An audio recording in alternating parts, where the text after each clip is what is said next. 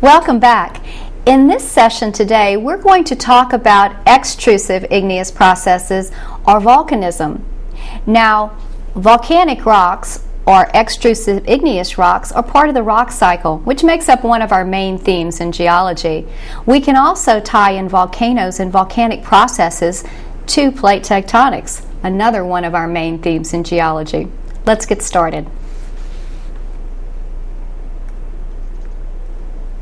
Volcanism refers to the process through which magma rises through the Earth's crust and extrudes onto the surface. There are about 550 active volcanoes on Earth, and by active we mean that they've erupted during historic time. That can be a little fuzzy though. Dormant means that the volcano has not erupted in historic time, but it can erupt in the future. And finally, extinct or inactive volcanoes are those volcanoes which have not erupted and scientists believe have no indication that they will erupt in the future. When we talk about volcanic processes, there are different volcanic materials that are extruded from a volcano. We have gases, liquids, and solids. Let's start with the gases. Believe it or not, 50 to 80% of the gases that are expelled during volcanic eruptions are actually water vapor. Other gases such as carbon dioxide, nitrogen, sulfur dioxide, and hydrogen sulfide, that's the one that smells like rotten eggs, are also expelled during volcanic eruptions. Release of these gases, even carbon dioxide, can cause fatalities. There have been instances where these heavier gases rolled down the volcano's flanks and smothered individuals who were living below the volcano.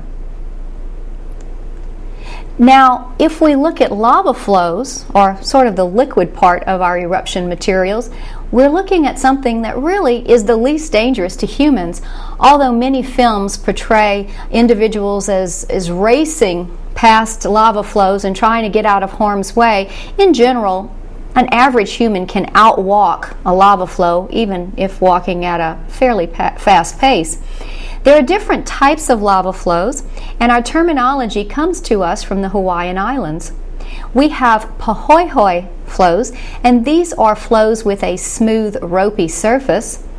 And then we have the more jagged, irregular flows known as a'a.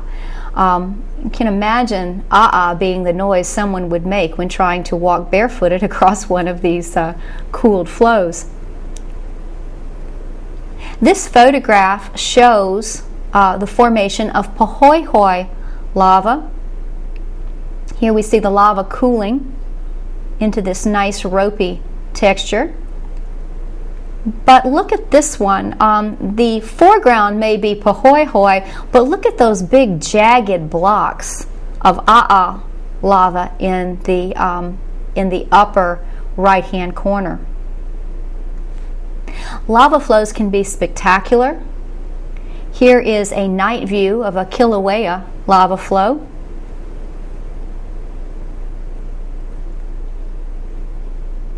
Here's a lava lake.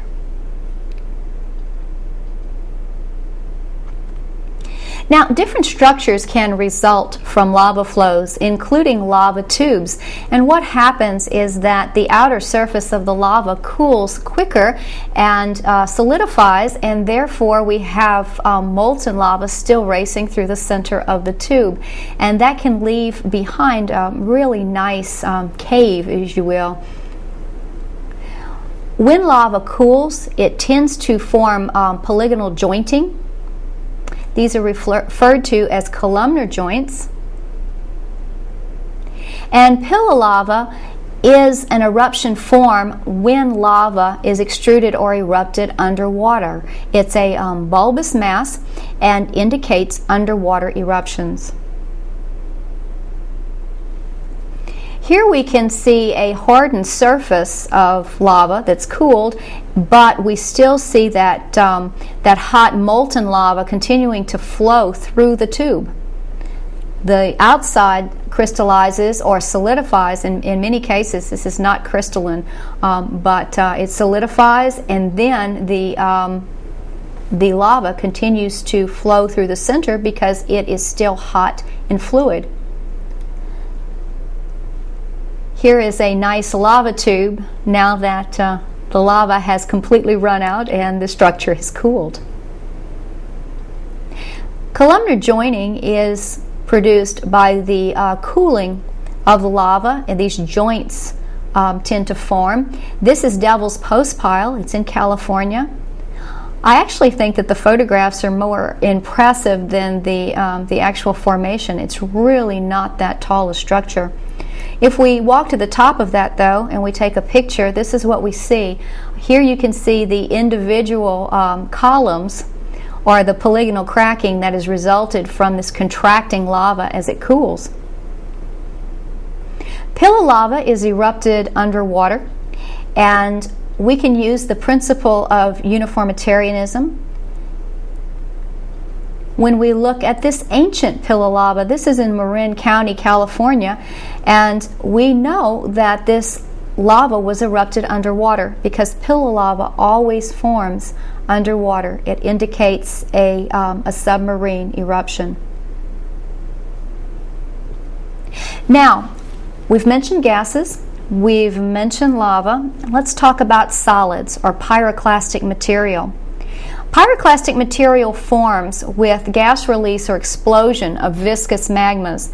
You may recall from our lecture on igneous rocks and intrusive igneous processes that viscous magmas have higher silica content. So the more mafic magmas tend to flow more readily than the more felsic magmas. Felsic magmas tend to be much higher in viscosity. Pyroclastic material is categorized according to its particle size. Ash would be anything under 2 millimeters in diameter, lapilli between 2 and 64 millimeters in diameter, and finally volcanic bombs greater than 64 millimeters in diameter.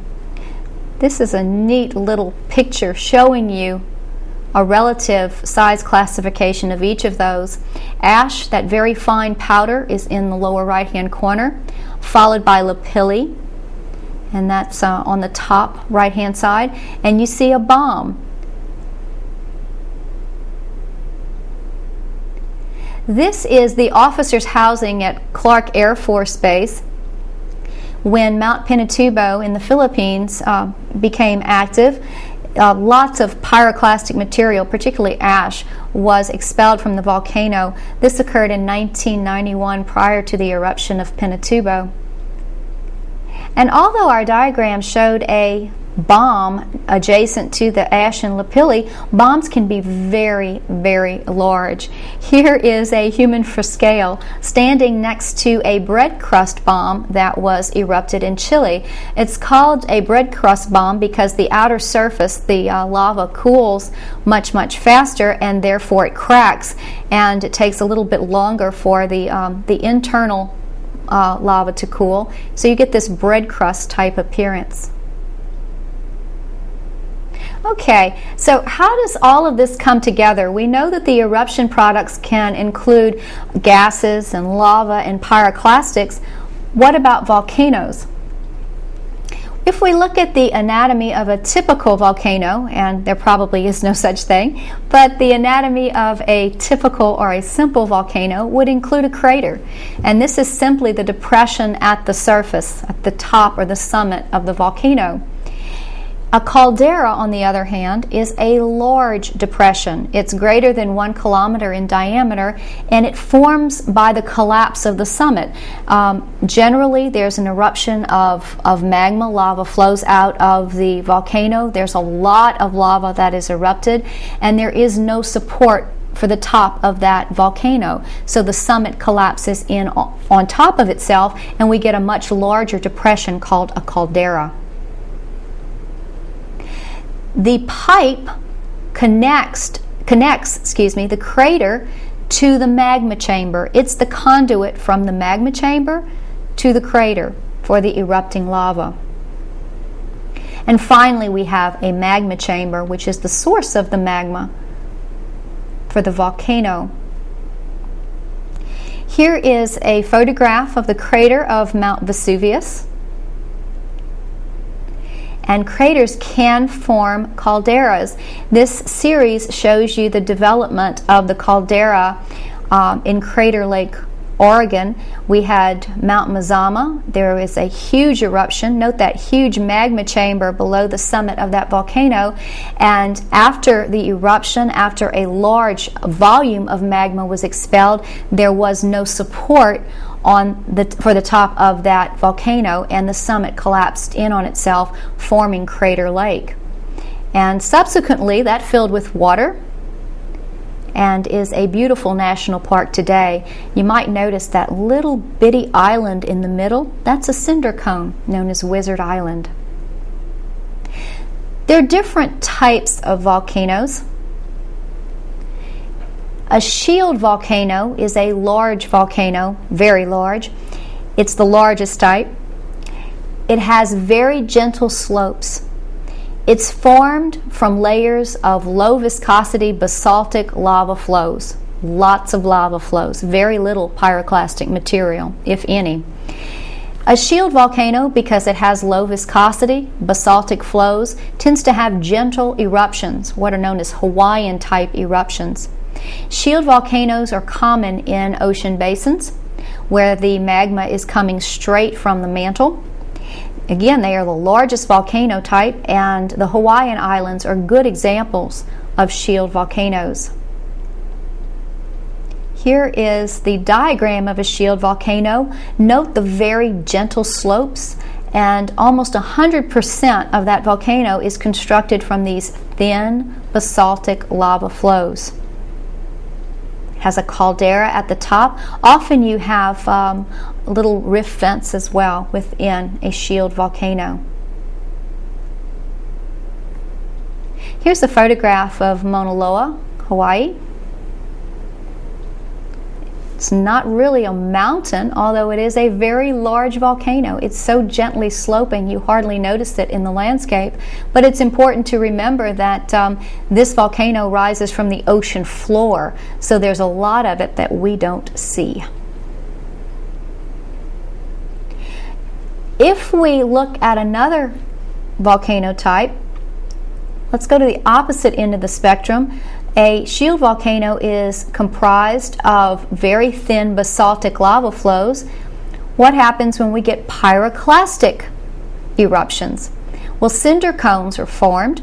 We get small, very steep-sided volcanoes formed from pyroclastic materials.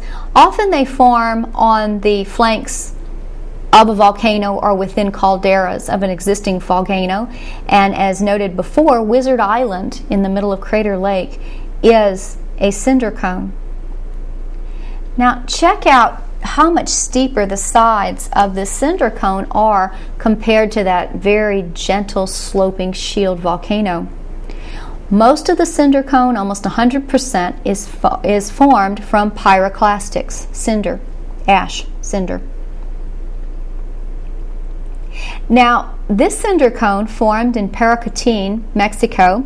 A farmer was plowing in his cornfield, heard rumbling, and lo and behold, a cinder cone was starting to develop from erupting pyroclastics. This happened in 1943. Now, intermediate between a shield volcano and a cinder cone, we have a composite cone, or commonly referred to as a stratovolcano, and this is formed with both alternating lava flows and pyroclastic layers. The lava flows are not basaltic in composition like the shield volcano flows. Instead, they're more andesitic in composition. Lahars are common with this type of volcano. A lahar is a volcanic mud flow, and we'll talk a little bit more about that in just a minute. The stratovolcano is intermediate in size. It's not as large as a shield volcano, but it's generally bigger than a cinder cone. And it's also intermediate in slope. The cinder cones tend to be much more steep-sided than a composite cone. There are very few composite cones that have a shape that can be recognized in other composite cones. They tend to vary quite a bit. The Cascade volcanoes are examples of stratovolcanoes. Here's a diagram. It shows, again, the steeper slope when compared to a shield, but you will note that it's not composed of one thing. We have lava flows, and we also have pyroclastic layers. Sediment, landslide debris, lahars, those volcanic mud flows, can contribute greatly to the development of these composite volcanoes. Here's a photograph of Mount Mayon in the Philippines. Mount Shasta, another composite cone. Look at little Shastina off to the right-hand side. And here's an eruption in progress. This was Mount St. Helens on April 10th, 1980, when a huge eruption took place. We have one other volcano type, and it's not necessarily classified as a type in and of itself, but it can form, especially within composite volcano cones. This is referred to as a lava dome. It is very steep-sided. It's a bulbous mass of very viscous lava, very, very high in silica, very felsic in composition, and they can be really dangerous because they are so viscous and so thick that when an eruption does take place, it's very explosive and can result in pyroclastic flows or nuées ardentes. Nuées ardentes is the French definition or French word for a pyroclastic flow. Pyroclastic flows result in glowing clouds of gas and very hot ash moving rapidly down the slope of a volcano. Very dangerous. It is believed that the destruction of Pompeii took place because of a nuée ardente. Here's a lava dome. You can see that very glassy rhyolite. It almost serves as a plug. And here we have a lava dome forming within Mount St. Helens, a very, very dangerous volcanic type. Let's sort of summarize the different volcano types we've looked at and compare them relatively in size. Note we have, here's our little lava dome, very steep-sided. We have a cinder cone, steep-sided pyroclastic material. We have composite or stratovolcanoes. They tend to be formed of both pyroclastic material as well as lava flows.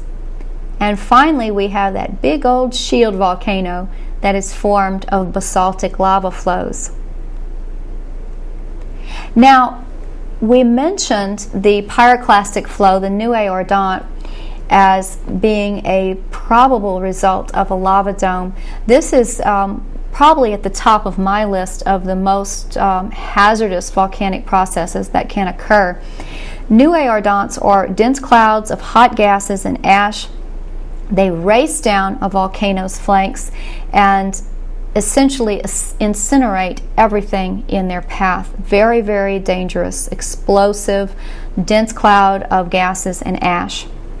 Lahars, on the other hand, also very dangerous, are volcanic mud flows. They can occur if a volcano is capped with ice or has glaciers on its flanks, and as the magma rises or the lava rises, it tends to melt some of this water, so we can have a thick pyroclastic, water-laden flow moving rapidly down the volcano and burying everything in this hot volcanic mud.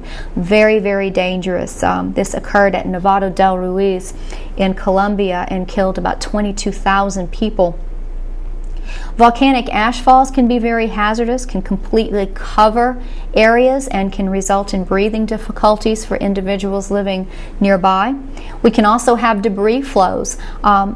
similar to a lahar in that we're involving, downward movement of debris, but a debris flow can include just about everything down the flank of that volcano, including trees and rocks. And at this point, we're not really talking about volcanic mud moving down slope, but just about everything in the path of that volcano as the material moves downslope because of gravity. So all of these are volcanic hazards that people living in the vicinity of volcanoes need to be aware of. Here's a great shot of a nuée ardente or a pyroclastic flow. Now, in 1902, Mount Pelée in the island of Martinique erupted, and note that the destruction was almost complete. I think only 2 people survived this nuée ardente, this pyroclastic flow. One individual was actually out in a boat, I think in a bay area, and was not in the town itself, while the other individual was locked up in a cell because of disorderly conduct the night before. But the cell was partially submerged. It was excavated sort of like a basement cell. So although that individual was very badly burned, he survived. But only 2 people survived this nuée ardente. Here's another photograph from above the devastation and destruction. This is Mount Unzen in Japan, and on the slope of that volcano you can see not only ash flows, pyroclastic flows, but lahars as well, these volcanic mud flows. In 1991, Mount Unzen erupted and killed some famous volcanologists. Katja and Maurice Koft were there. They're French volcanologists, and they were trying to film pyroclastic flows. And although they thought they set up their equipment in an area that was safe, it turns out as the eruption got started, the wind shifted and the pyroclastic flow moved directly toward them, and they were immediately incinerated. This is from Mount Pinatubo, 1991 in the Philippines. A lahar, a volcanic mud flow, almost completely covered a village.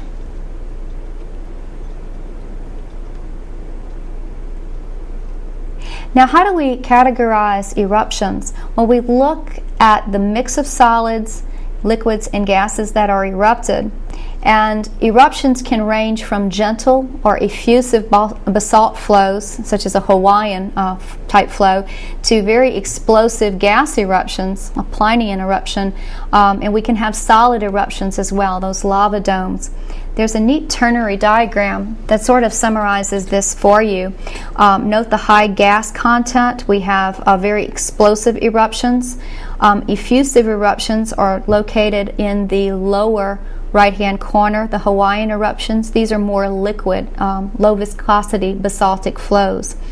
We can have extrusive eruptions, the solid lava domes over in the lower left-hand corner, and there are mixed eruptions as well that have different ash bombs and blocks that are erupted. These can include Volcanian as well as Strombolian eruptions. The Volcanic Explosivity Index, or the VEI, will characterize eruptions based on the volume of material that is explosively ejected and the height of the eruption cloud. The VEI does not look at the number of deaths or the total amount of lava, but instead is looking at the volume of material that is explosively ejected, not like lava, and the height of that eruption cloud. And the VEI can result in classifications of gentle, explosive, or cataclysmic. And this diagram sort of summarizes the VEI. Note the gentle eruptions were not, we don't really have a very big height of an eruption column, and we're not erupting a lot of material explosively. So that would be more in line with your Hawaiian type. However, if you have a huge eruption column and a large volume of explosively ejected material, that would be cataclysmic with the VEI. In addition to our eruptions from our volcanoes, our different types, the shield, the composite or stratovolcano, and the cinder cone, we can also have other types of eruptions, such as a fissure eruption. A fissure eruption is the emission of a very fluid lava. It is so low in viscosity that a cone doesn't even form. It's issued from a large fissure or a large crack in the earth. It covers large areas and forms basalt plateaus. Again, this is low viscosity, very low viscosity, so it tends to be mafic. No cones are formed at all.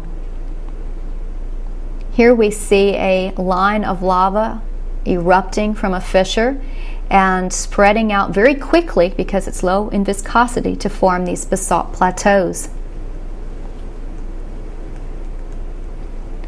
Now we have a lot of basalt plateaus in the northwestern part of the United States of America. It might be kind of hard to see on the little map diagram, but there's one area, it's a basaltic plain. And there's another area, Snake River in Idaho. We also have another location here. So all of those pretty flat areas are covered with basalt from fissure eruptions. Another different type of eruption is that resulted in a pyroclastic sheet deposit.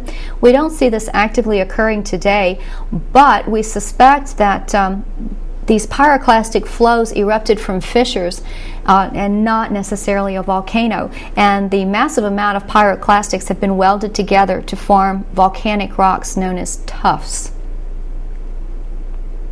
Okay, so we've discussed the volcanic processes, and these processes are responsible for extrusive igneous rocks, so we can relate that directly to the rock cycle.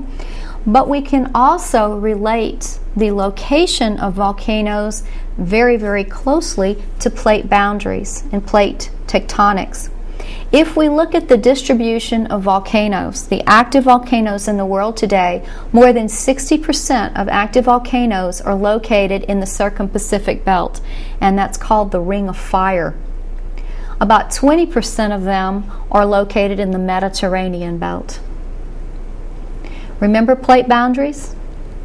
Those little bitty triangles mark the volcanoes. So if you look at the Pacific Basin, you see a lot of volcanoes ringing that Pacific Basin. And that's because subduction is taking place at the edges of the Eurasian plate, the North American plate, and the South American plate. We also see, if you look over to the right side, you see the Mediterranean, and there are some volcanoes located there as well.